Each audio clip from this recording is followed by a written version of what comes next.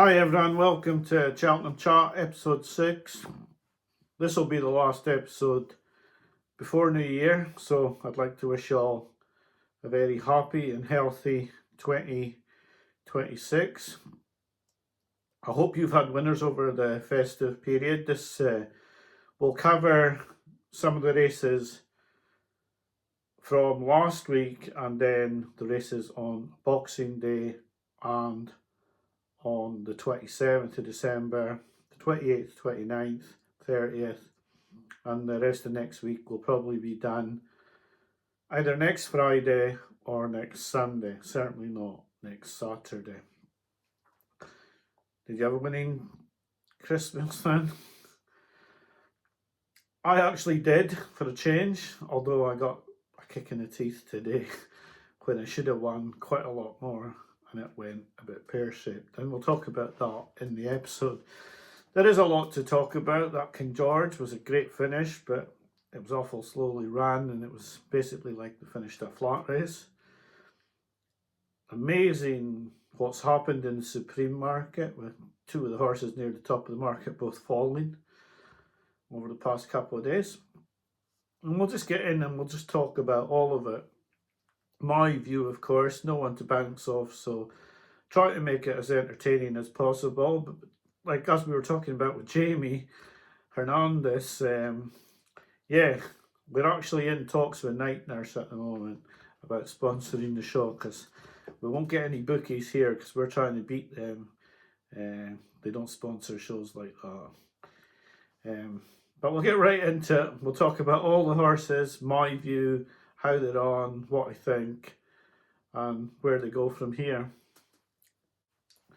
So before we start talking about Boxing Day on the 27th, two races to talk about. The Bambino Fever race. I thought she ran a very decent race actually, and I think Paul Townend maybe misjudged that he wasn't going to catch the leader. I think both the horses are going to run really well in the Mayor's Novice. I don't know. What do you think? Do you think that Willies are running up to scratch? Awful lot of them are getting beat. A lot of short price favourites getting beat. I mean, if you look at this and think that Willies are running up to scratch, you ain't going to win many races at Cheltenham at the moment. So for me, they're running a little bit under par in the main, and I don't think it's got much to do with whether first run or second run, etc. Because even when they're second runs, some of them aren't winning. So I do believe something's not quite right with Willie's horses. So Bambino Fever is now a reasonable price for the Mayor's Novice, and I wouldn't put you off, although I wouldn't advise you to back her either, really. I just think that maybe there are excuses for a run, and she may go better next time.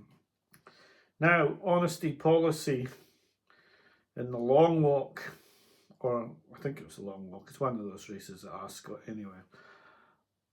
Yes, he ran a great race. It was very encouraging. He'll probably come on for the run. I'm not sure he should be shorter priced than Imposé Trois though, because for me, Imposé Trois is just doing enough. And once he's won the race, he's almost pulling himself up.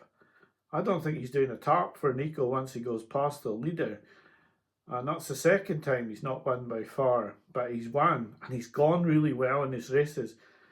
I think he's got more to come yet, Imposé Trois. I would not be guaranteeing anyone that Honesty Policy would beat him next time out. I know that's what it looks like, but for me, I'm wondering if Imposé Trois is keeping a little bit back, and I think he might be a decent price for the Stayers hurdle. We'll see more tomorrow with Ballyburn, Tihupu out, Yellow Clay's out, Home by the Lee. So we'll know more on that picture tomorrow, but I have to make this episode at some point, and I'm going to make it tonight. So we only know about Honesty Policy and Imposé Trois.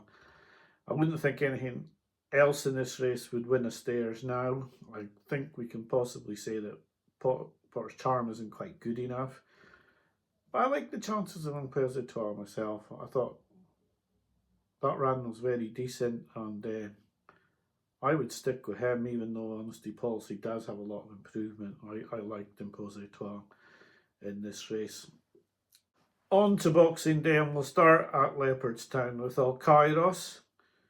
Heavily backed in the morning, favourite to beat Dr. Dumanil, and was definitely going to do so when he tipped up at the last. He sort of stumbled, staggered a bit, looked like he might stay up, but eventually unshipped Jack Kennedy. He was definitely going to win, and he was going to win in style. But he's now 5-1 favourite for the Supreme, and I don't know if that is really where he should be. I just wonder, this was still only a maiden hurdle now, he was going to win it, there's no question, and he was going to win it in style. I just wonder if he should be favourite over like Talk the Talk, etc. So yeah, he was definitely going to win. He was going to look very stylish in winning, and if he had won, you do wonder what price he would have been, but it was still only a maiden hurdle. Yes, a likeable performance. Not quite sure about the price for the Supreme. Narcisco Haas, beaten first time out by Manch 2. And with Malin stable, in muddling form, he's won this juvenile hurdle really, really well. I thought it was a really good performance, and I'm not sure he's been quite given the credit that he should have got for it, because I think he's still around 6-7-1. I'd have had him a bit shorter than that, to be honest, because if you have to think you're going to get improvement now, because Mullins isn't quite firing, and he's looked a lot better going left hand. I thought this was, yeah, a lot better than the price he is for this Triumph. I think he's a bit reasonable for the Triumph, if I'm totally honest. I thought this was quite decent, but clearly the bookies didn't think as much of it as I did. But I was impressed. Yeah, thought that was a good performance from Narcisco Haas. I also was impressed with Romeo Coolio while everybody else was putting him out. I don't know if they all think he's going to run in the Brown Advisory now. I don't like the form of Leopardstown chases. I don't like the Leopardstown chase track. I just thought he got out of his ground. Things just didn't go his way, but he still won. And you have to stay in the Arcot, and he stayed. I think he enhanced his claims for the Arcot. Everybody else thinks he didn't enhance his claims, and the bookmakers clearly believe he hasn't, because they've put him out for the Arcot. And I think he'll go for the Arcot, and I think he'll have a fantastic chance. And I am really, really shocked that they've put him out for the Arcot on the back of this. I thought he was really good myself. I'm quite shocked that he went out. I'm just going to have to look at my notes, because I think there's another horse I'm supposed to talk about. No, there's not. There's not another horse at Leopardstown I'm going to talk about. So yeah, Romeo Coolio was, in my opinion, very good. I thought also that Narcisco Haas was really good. And Alkairos is a fantastic prospect, but really 5-1 for the Supreme's a bit short, considering he was only going to win a maiden hurdle. And Woolley's horse couldn't even pick up a right puller in Murat up the running. You have to think that this race wasn't as strong as it looked, and although Alkairos was going to win it quite tidily, you'd have to be wondering about the form. So yeah, on the day I thought at Leopardstown, Narcisco Haas was the most impressive performance, but I liked Romeo Coolio, contrary to others not liking it. I'll just in this segment also talk about the Aintree race with my Daddy Paddy. I said after his last win he'd beaten absolutely nothing, and he had no right to be 5-1 favourite for the Supreme. And I'm not trying to say I told you so, because really it was just a bookie's price of 5-1. There was no substance to any of that to make him 5-1. His jumping is really good, and the missing out of the 4 hurdles undoubtedly contributed to him getting beaten. But it's what he found off the bridle, absolutely nil. Idaho Sun is a good horse, but you've got to beat good horses to win Grade 1s and to win at Cheltenham in a championship novice event. And to be honest, as soon as he came under pressure, you knew he wasn't going to win. And for me, he was very, very disappointing. I know Idaho Sun is a good horse, and Harry Fry will come back to Cheltenham, I think, probably with him for a go at the Supreme. But for all the hype about My Daddy Paddy, he was extremely disappointing. And yeah, they'll need to get another run into him now. But it could be that he's a skeleton hype horse, because this was really disappointing. Even with the hurdles out, and I know they would have made a difference. They definitely would have, because his jumping was very slick. But would they have made enough difference for him to have beaten Idaho Sun here? And you've still got to beat the Irish after as well, and the Henderson horses. So yeah, extremely disappointing run for My Daddy Paddy. 2 quick horses to talk about in Ireland. At Limerick, Berchutia. I want to see this horse again. This is a Willie Mullins newcomer who won really nicely. Now, it wasn't really much of a race, and I'd want to see this horse again, but I thought the performance was quite impressive, and I'd liked it. But it's one of these Willie Mullins horses who wins like he wants, and then all of a sudden he's in against big guns. And we'll talk about another one of those in the 27th racing. Le Divin and Font did nothing. He'd won easily like this as well. So I want to see Berchutia again, but it was a good performance. A race no one would have been watching probably was the 2:33 at Down Royal, the Hunter Chase. And it was won by It's on the Line of JP McManus, who's won the Hunter Chase at Cheltenham before. The horse I was watching was Controck.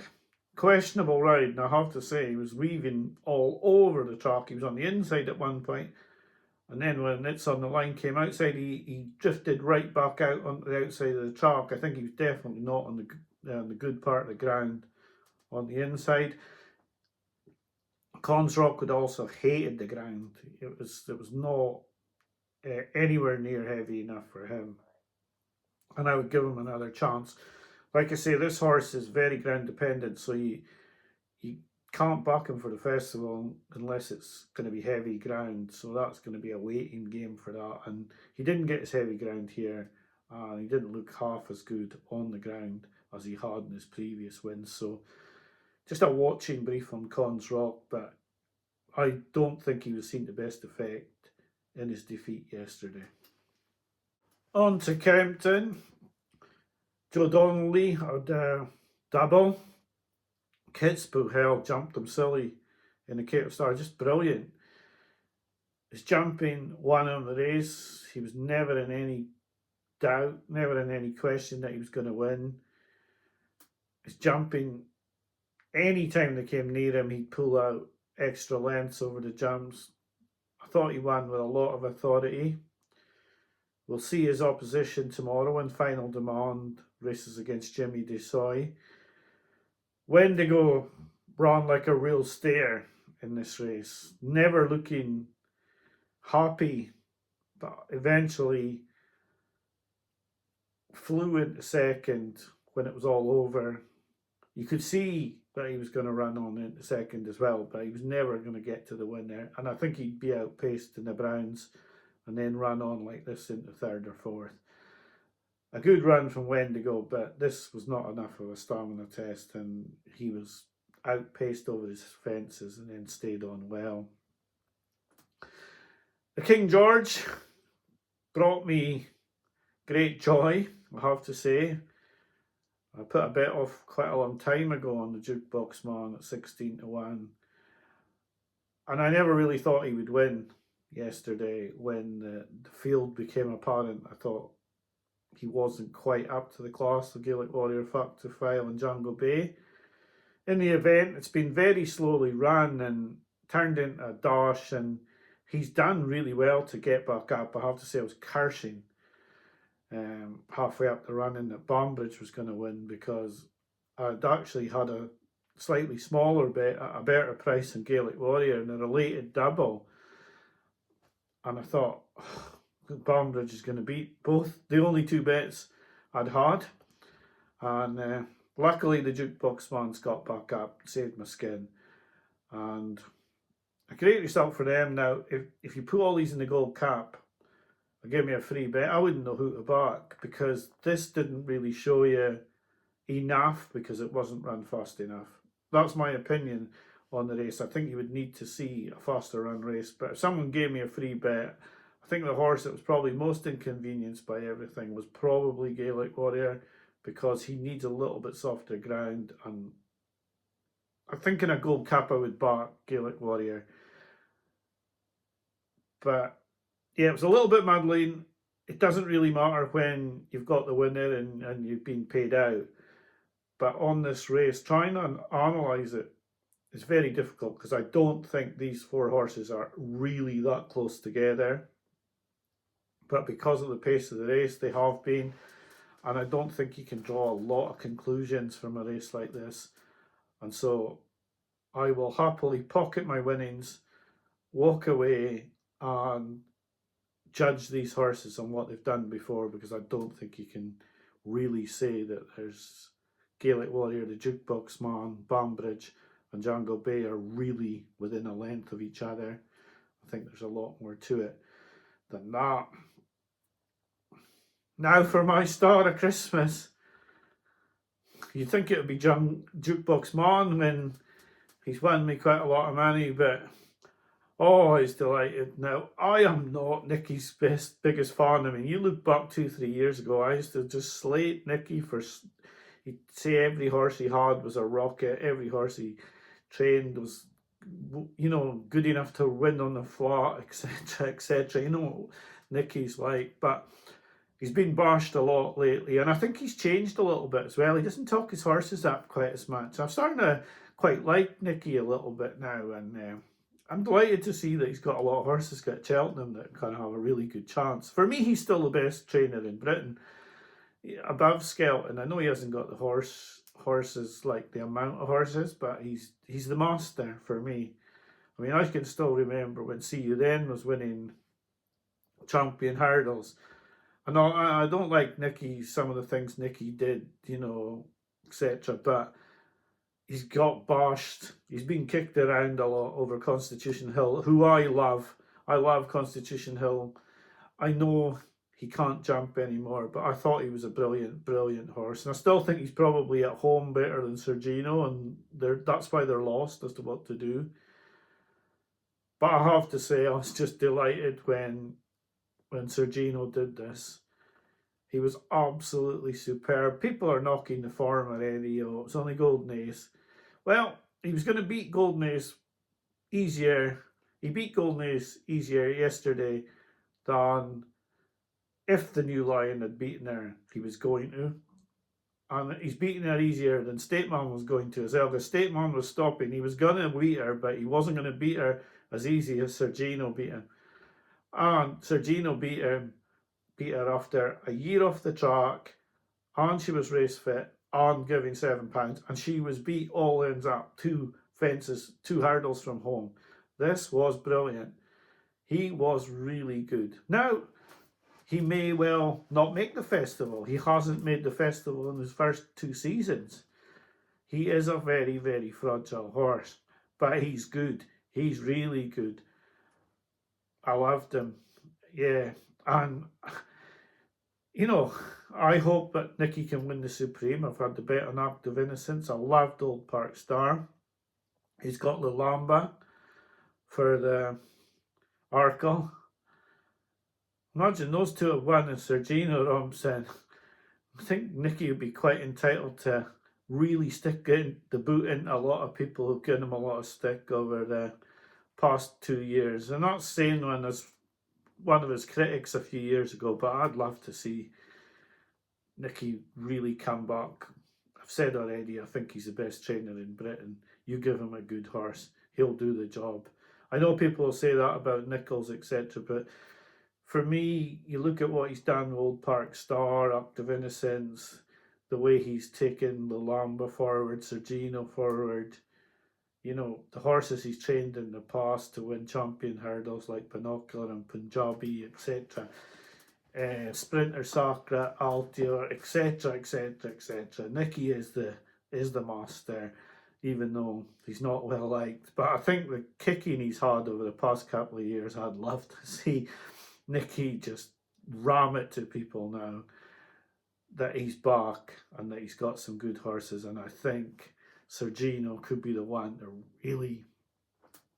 really do it in the champion hurdle. He was the star of the whole Boxing Day for me, and I thought he was superb. At Kempton on the 27th, it was Dan Skelton's day. Thistle Ask, just improving out of all recognition and absolutely romped in. He's just going through the ranks so fast. How far can he go? Hopefully not far enough that he's taking Load of Suds jockey for the champion chase. We'll have to wait and see. Now, my thinking at the moment is that Load of Sud, bit of soft ground, big break. He's going to be my bet for the champion chase for sure each way at 16-1. Love him. But Thistle Ask, how much is this horse improving? His jumping's amazing. If he keeps going like this, Harry Skelton's going to have a choice to make, and I don't like that. Perhaps he's getting to the edge of where he can go, but he's won Halden Gold Cup, he's won the Desert Orchid. He is really improving on that rate of knots. Big prospect for them. And they've also got one for the Triumph Hurdle in Maestro Conti. Only his first hurdle race, but he's won it pulling a cart. He was talked up by Dan Skelton in a piece done for Racing TV with Josh Stacey. And then Josh, on his own channel, Let's Talk Racing, also said that a lot of people were talking about the horse in the yard. So they obviously rate this horse, but he also talked as if my daddy Paddy couldn't get beaten. So, you know, you have to temper everything. If you go into any yard, they're going to tell you a lot of horses are really good. And if you listen to a lot of preview nights with a trainer, you'd think they're going to win 10 races. The only trainer that actually does is sometimes Willie Mullins, but he looks to be in the doldrums this season. And Gordon's running away with everything in Ireland at the moment, but that can change in a heartbeat. But Dan Skelton's got two very good prospects on his hands from Kempton today. I thought both horses ran really well. Thistle Ask improving out of all recognition, and Maestro Conti, a really good prospect for that race, the Triumph. But I'm sure he'll have a race in between as well, though. In Ireland, Limerick, Big Westerner turned over Jade de Grugy. Jumping won it, I think. Jade de Grugy was a bit sticky over the first four when Big Westerner out jumped her, and then when Jade de Grugy came back on the bridle, looked to be coming to deliver a challenge. Coming into the straight, the Big Westerner pulled out another couple of lengths over a couple of jumps, and that was the race all over. Jade de Grugy now is hard to know where to go. She was better today. She turned the form round with the third. So yeah, hard to know where to go with her now, because she couldn't beat Calaconte, she couldn't beat the Big Westerner. She's got Spindleby in the yard as well, so hard to see, and Dino Blue, so hard to see that she's going to be the top mare's chase prospect in the yard. However, I believe Rossymouth's probably going to go at the mare's hurdle. I think that that's what they want to do, and they're just looking for the excuse to do it. So I don't know where Jade de Grugy fits in. I said she could get lost after her last run because they don't really have anywhere to fit her in. And this defeat really doesn't help her cause and where she goes next. So Big Westerner, Would she go Mare's Chase or Browns? She probably needs the distance of the Browns, but the Mare's Chase would be an easier race to go for. I'll leave that to Henry. She was very good, but she couldn't beat Jimmy Desoy. And we'll see how Jimmy Desoy gets on against Final Demand tomorrow. But you would imagine if she can't beat Jimmy Desoy, she probably can't beat Final Demand. Unless Jimmy hands out a beating there, and then you'd maybe think about the Brown Advisory a bit more. And finally, on to Leopardstown today. Now, I don't know what anyone can make of that race, the 2 mile chase. I don't like the form of this track at all. I really, really don't. I thought Marchborough was going to win. Didn't seem like he went through his effort. Marine National, I don't understand how he got back into the race. Really, with that error, that would have been the end of the race for most people. Or most horses, sorry. But he got back in the race. I don't understand how that happened, really. Did they sort of like, almost like they slowed down and let him back into the race?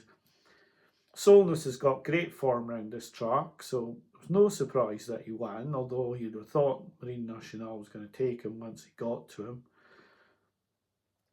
Marchborough didn't run well. Turned the form round and found a 50, but didn't. You see, if you thought, Willie looks like he's got problems, and you'd think that's causing Marchborough to not win today.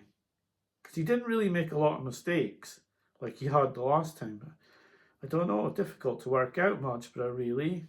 Thought he would win, didn't win. Marine National, bad mistake, so excuses for his defeat. 3-1 for the champion chase though.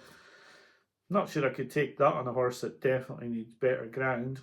I wouldn't be with Marine National anyway. Like I've said earlier in the video, I think L'Eau de Sud will be my bet each way in the champion chase. Then we had my massive disappointment of this week. I backed Talk the Talk at 10-1 each way, and not for Brass Buttons either. And I have to say, I thought I had the money in the bag. What I will say is I was right. He was the right horse to be on.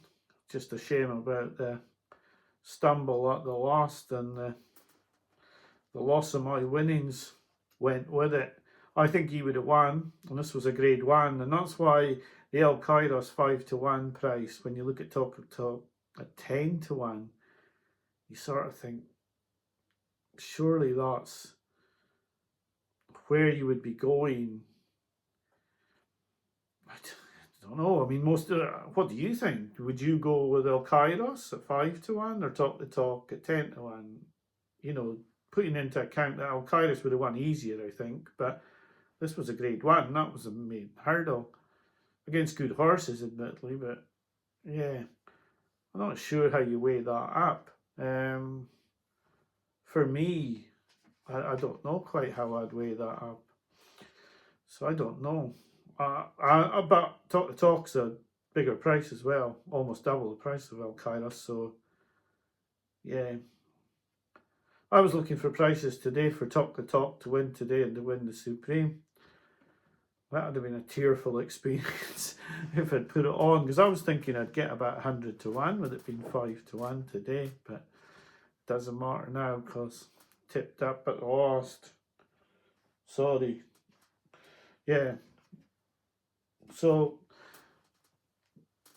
there was another horse. I was trying to look at my notes and not make it obvious, but there was another horse that ran today at Leopardstown. I knew I had 3 to talk about, and it was Kyrgyz, but the race was marred by the injury to James's gate, and she didn't really end up achieving a whole lot in the race.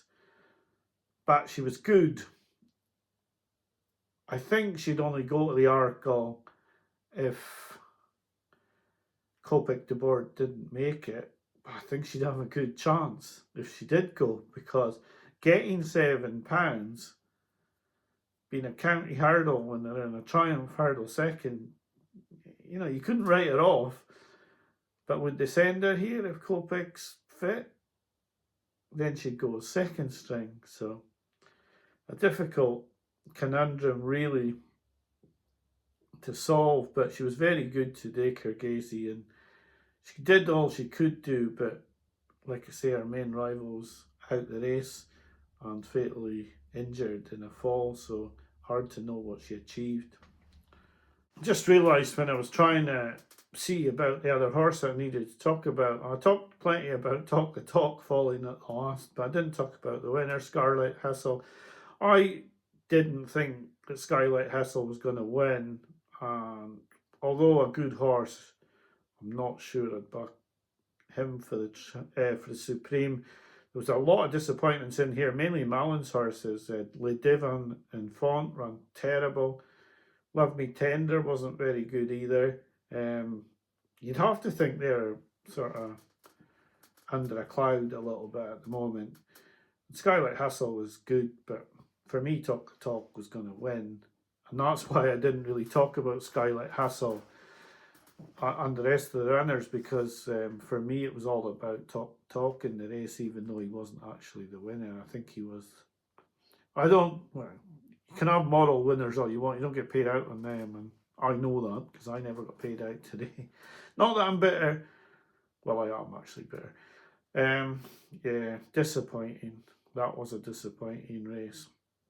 What I will say to you is, if you do watch this before tomorrow's racing, Barnbridge was second in the King George. Solness won today.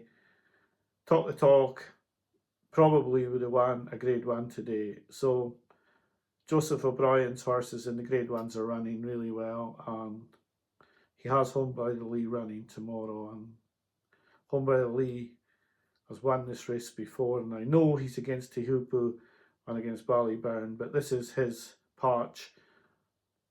He's 10-1 and he's each way. I wouldn't put you off. I mean, it's a good race. Bob Bollinger's in here. The Yellow Clay's in here, so it's not an easy race to be betting in. I'm just saying that Joseph's horses are running well, and I don't think he's the worst bet in the world. So that's the end of the review for Boxing Day, the 27th. The star, you know the star. It wasn't the jukebox man. He might have put money in my pocket, but it was GINO. I hope that we will see Sir GINO at the festival this season for the first time. He put on a show. He's 7-4 for the champion hurdle, but he is a fragile horse. I'm not sure I would be taking at 7-4, but he was definitely the star of Boxing Day for me. I loved his performance. There were a lot of good performances. So, I've said earlier in the video, I want to wish you all the best of health and prosperity in 2026. I hope that the channel can get another profit at Cheltenham. I am going to go to Cheltenham this year for the first 2 days of the festival. Hopefully I'm going to see Sir GINO win the champion hurdle. And hopefully I'm going to see Active Innocence win the Supreme. But it's looking like it's going to be a hell of a Supreme at the moment. And if I'm honest, like I said last week, Old Park Star was just unbelievable for me. So I'm not even sure I'm on the right Henderson horse. But I'll be back to you next week at some point to review the rest of the races over Christmas. I hope this video has given you some sort of insight if you're a first time watcher. Most of the guys watch every week. I hope you continue to have a good festive season. I've been lucky enough to have a winner in the Jukebox Man. Don't bet a whole lot. I did have money on Talk the Talk today. Bit of a kick in the teeth. But let's see how tomorrow and the rest of the weekend goes. Thanks for watching. Best wishes for 2026. Bye for now.